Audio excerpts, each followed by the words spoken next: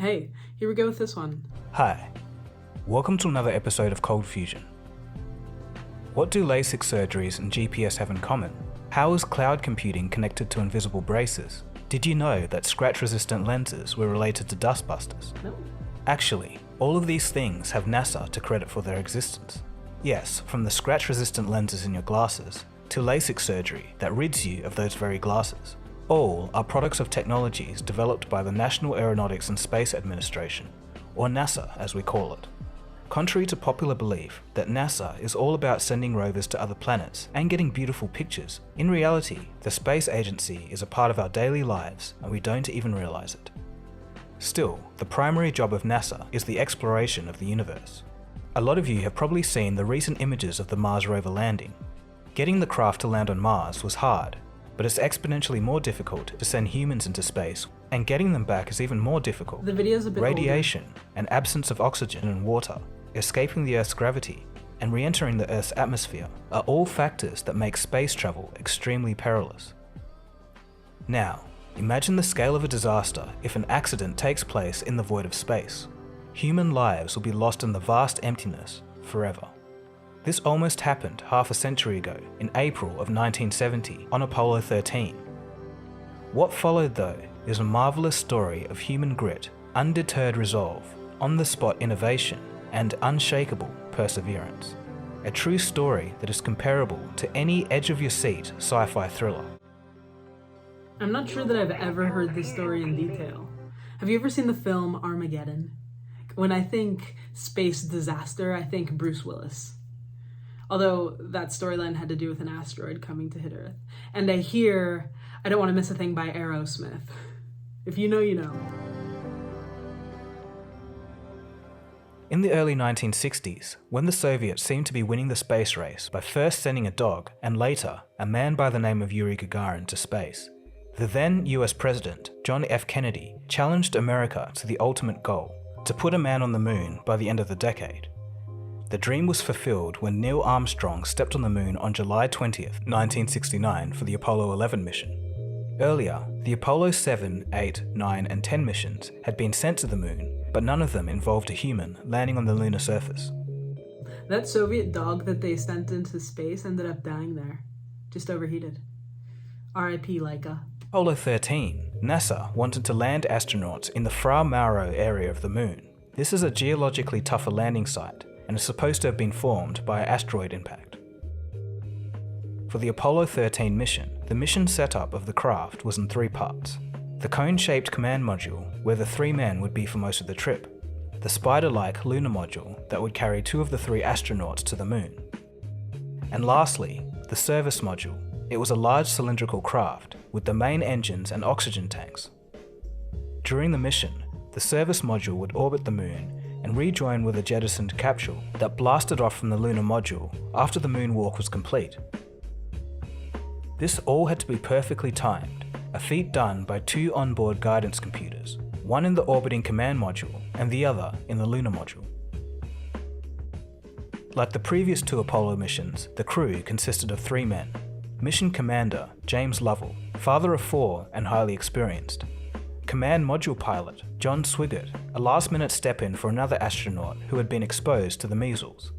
And lastly, Lunar Module Pilot Fred Hayes, a rookie who left his wife and three kids on Earth. For a mission being so interesting, no one showed much interest when Apollo 13 took flight at 2:37 p.m. Eastern Standard Time on April 11, 1970. In 3.5 days, the trio would be walking on the moon. Perhaps by now, the last two Apollo missions made a walk on the moon seem more like a walk in the park. Even the live telecast of the crew flying through space all the way to the moon wasn't broadcast by major networks. But little did anyone know that within 10 minutes of the completion of the broadcast, something would happen that would pique the interest of the entire world. But for now, things were going well. Smooth foreshadowing. I would have been so interested. While travelling at about 40,000 kilometers per hour, the crew would perform an 180-degree turn to dock the lunar module and leave the spent main rocket behind. They were now on their way to the moon. Everything was going smoothly. Quote, "We're bored to tears down here," said Joe, the capsule communicator, at 46 hours and 43 minutes. But unbeknownst to the crew, just a few meters below where they sat, there were some cracked wires next to a highly flammable oxygen tank.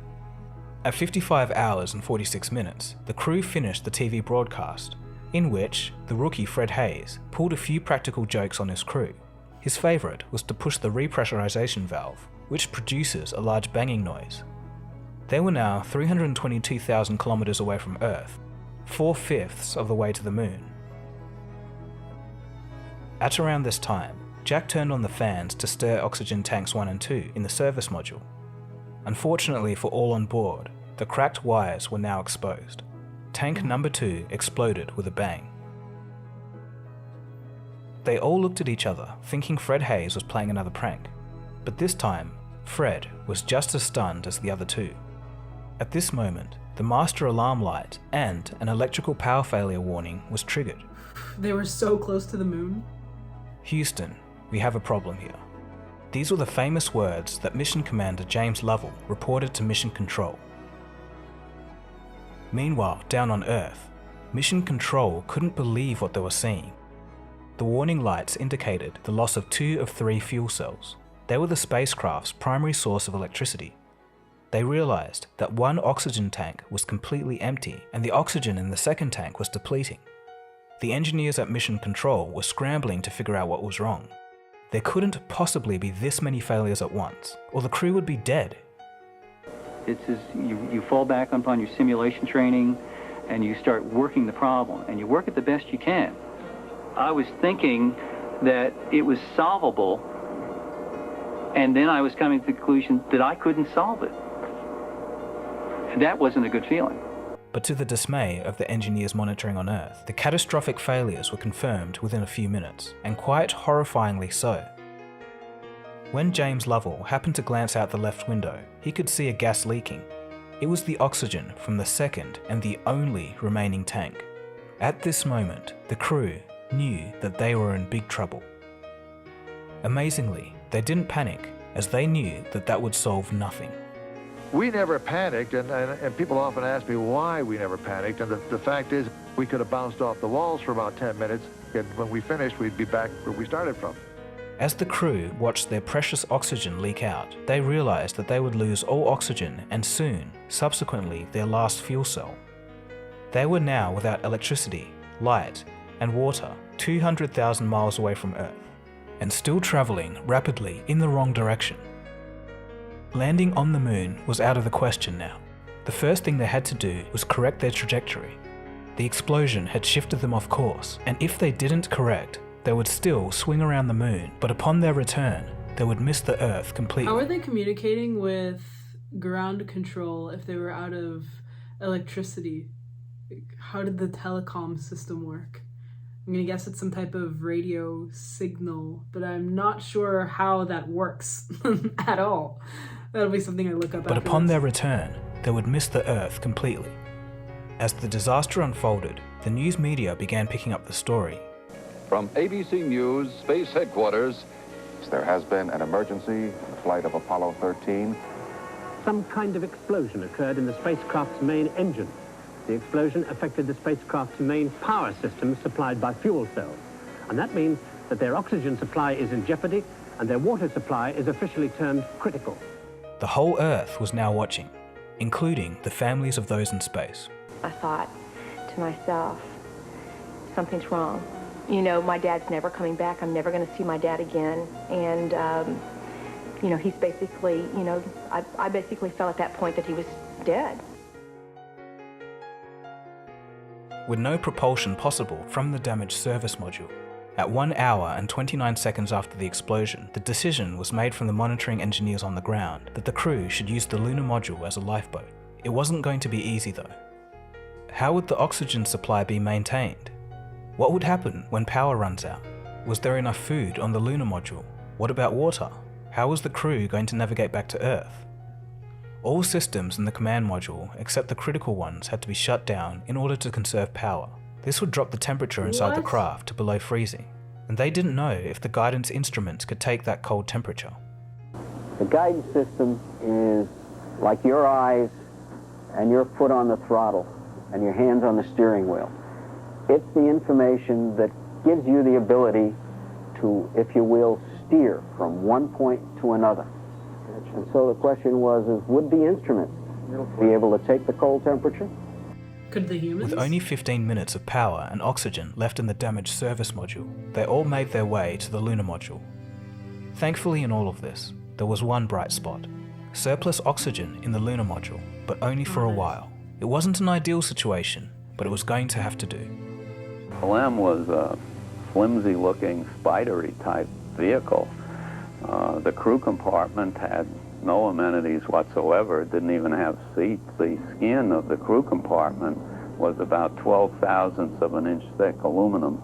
That would be like 3 layers of Reynolds wrap put together. You could easily, if you were careless, put your boot or your foot right through that wall. It may just be the design, but I also think that the whole craft is smaller than the type of spacecraft that NASA is making today, at least more narrow. Yes, that's right. If someone moved their foot the wrong way, it could puncture the craft and their oxygen could escape, and they'd all Such tight die. corridors. Meanwhile, on the ground, the manufacturers of the lunar module were hard at work calculating how long it could support the life of 3 people instead of 2, as it had originally been designed. They calculated 2 days, but how long would it take for them to get home? Nobody knew yet. So the main question still remained, how do you bring the 3 men back home? They had 2 options. The crew could use the main engine to try and get back to Earth as quickly as possible, but run the risk of engine failure.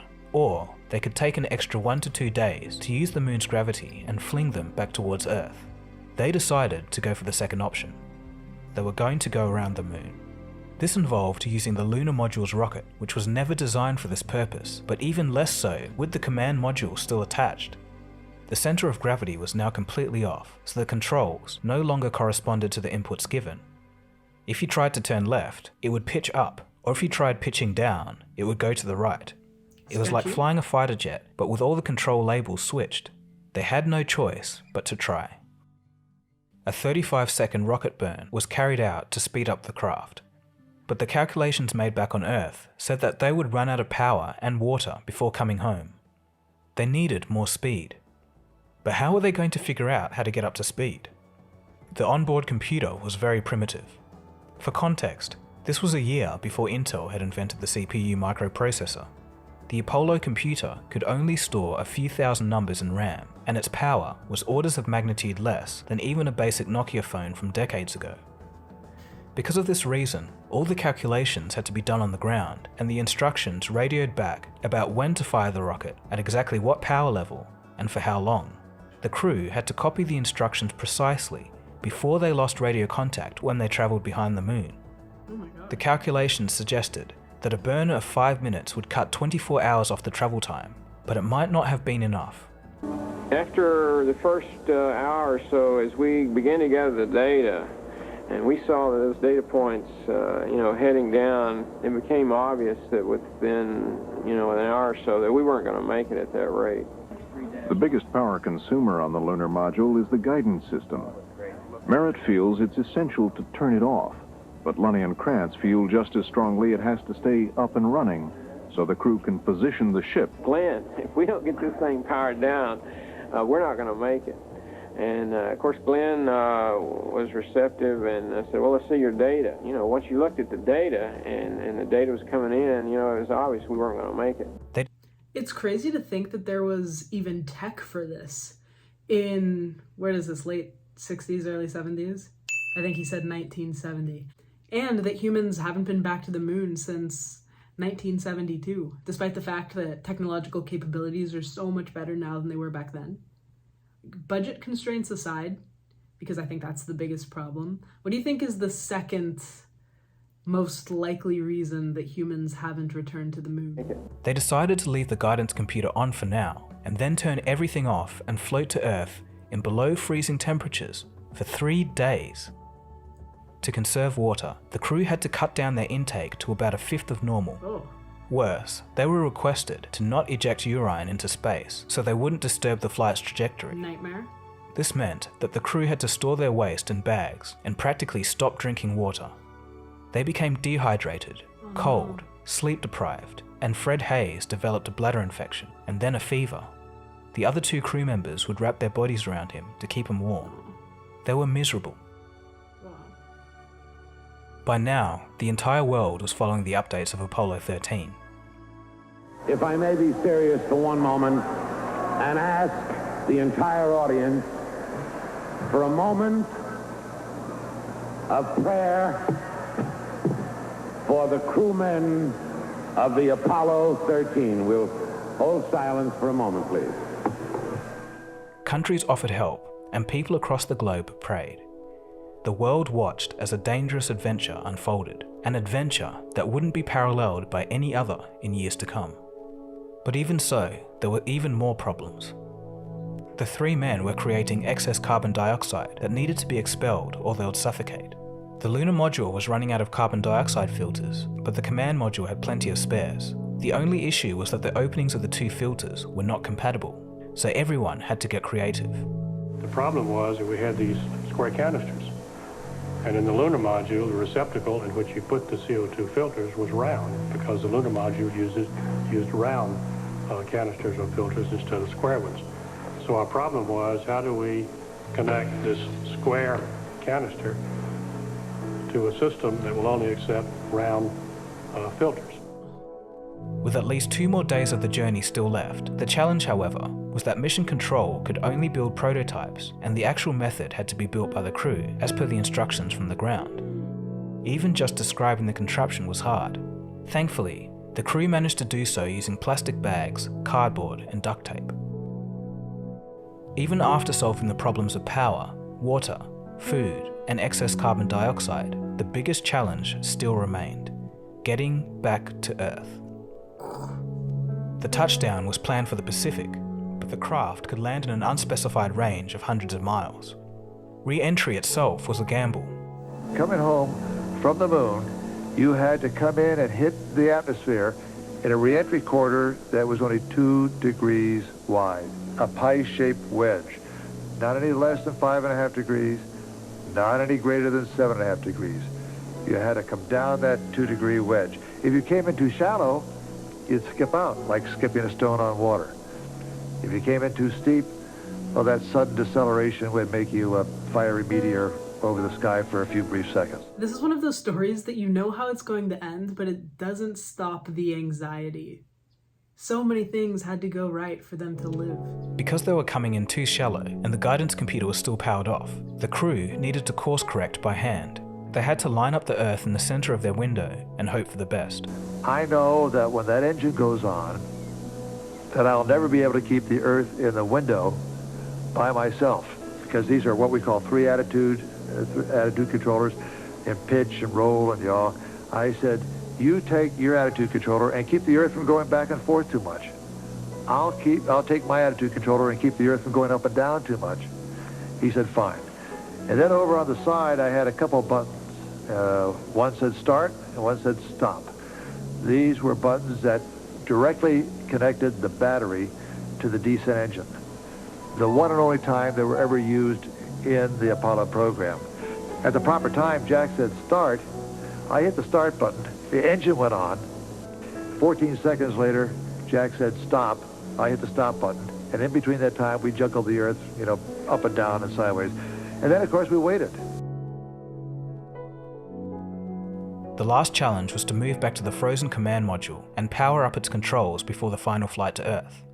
This required the creation of new methods. These methods would usually take months to be created, but they were devised in 3 straight days by flight controllers under the guidance of Flight Director Gene Kranz.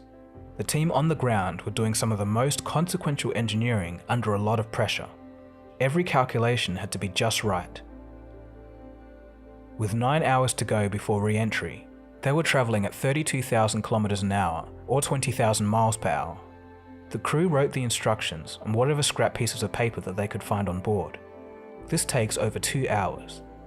The fact that they were doing this by hand, the engineers on the ground, is so impressive. We knew early in the game that the powered down levels would approach survival of the crew and the survival of the system. The systems would get so cold that we were worried that possibly the batteries might freeze. The propellant in the command and service module lines would freeze. There was a good chance we would get the combined spacecraft home, but when we brought up the command and service module, it would be non-functional. It was the end of the road. But to everyone's relief, as the crew threw the switches to power up the command module, everything booted up. The components had withstood the cold temperatures far beyond their design limits. The crew jettisoned the service module. As the service module drifted away, for the first time, they could see the true extent of the disaster. The whole side had been blown off in the explosion. But now there was another risk. There was a possibility that their heat shield could have been affected by the explosion. If it was damaged in any way, it was likely that they would burn up in the atmosphere. But the crew couldn't think about that right now, as they had to jettison their lunar module lifeboat. It was time for re-entry. The flight finally entered the Earth's atmosphere. A communications blackout was supposed to last for 3 minutes as they turned into a glowing orb in the sky. When the blackout didn't end after that, everybody monitoring on Earth became extremely anxious. It was looking like the crew had perished upon re-entry. Then suddenly, the words "OK Joe" were heard. After they crossed through the atmosphere, the crew deployed their parachutes successfully. They had done it. A huge sigh of relief could be felt by all. Finally, they splashed down in the Pacific Ocean on April 17th after 142 hours, 54 minutes, and 41 seconds of a perilous journey. Look at that parachute. All 3 flight members got home safe, and 1 million prayers from around the globe had been answered. That really brought people together. The Apollo 13 Accident Review Board investigated the disaster and later identified the reason being a short circuit. It was discovered that when fuel tank number 1 was modified to be fitted in the Apollo 13 spaceflight, the voltage to the heaters in the oxygen tanks were raised from 28 volts to 65 volts DC. Unfortunately, the thermostatic switches on the heaters weren't modified to suit the change. The final test on the launch pad damaged the Teflon insulation on the tank, leading to the risk of a short circuit, which in turn caused the explosion. The command module is now kept in the Kansas Cosmosphere and Space Center in Kansas, while the lunar module is believed to have burned up in the Earth's atmosphere. The 3 crew members didn't get a chance to land on the moon again, but mission commander James Lovell became the first person to travel to the moon twice. Even though Apollo 13 couldn't complete its mission of landing on the moon, it's called a successful failure. A successful failure because NASA managed to bring the entire crew safely back to Earth on a damaged spacecraft. The mission gave several lessons to the space agency in terms of engineering and spacecraft design. This ensured future successes of Apollo missions. The story of Apollo 13 showcases the best of engineering and thinking on one's feet. Bringing 3 men back home from 200,000 miles out in space is a story for all time. Okay, this was from Cold Fusion, who I'm going to link down below. I usually watch their business-related content. It was actually through a video on the WeWork company that I found out this video existed. So this is a channel to check out if you haven't already. I also really just like a South African accent. I think it's nice for narration, which is a plus of Cold Fusion.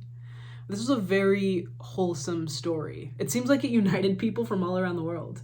I'm trying to think of another event post Apollo 13 that has done that. But if you were alive during this time or you have any stories, please add them. The engineers doing maths by hand on the ground were the real MVPs of this. What else was I going to say? Armageddon. Oh, I was watching YouTube Signed Out the other day, and the algorithm was just pushing me content I wouldn't usually interact with. One of which was a clip from a film with Matthew McConaughey. Astronauts are exploring a planet and arrive to what they think are mountains, only to realize that they're giant waves, which is frightening. I watched that clip at least 4 times. Don't even know what film it belongs to. But I want to find out because I want to watch it. Anyway, no book recommendation today. There's no real category today, just any music that you think fits. The first one from me is going to be Somewhere Dark by Monodrone. They sometimes make drum and bass sounding tracks, but they're in the vaporwave, barber beats genres. I had no idea what barber beats was until Monodrone. I was actually recommended them on YouTube, and I've listened to every single album they have since then. They were initially available on Spotify, but they've since pulled their music from the platform, which I understand. So I'll link you their YouTube page. And Contra el Sol should be a third. That's by Ocote Soul Sounds and Adrián Quesada. This is electro-Latin jazz, lots of instruments going on. It's nice to have on in the background while you're eating dinner, for example. So leave your choices, and that's it. Thanks for watching with me.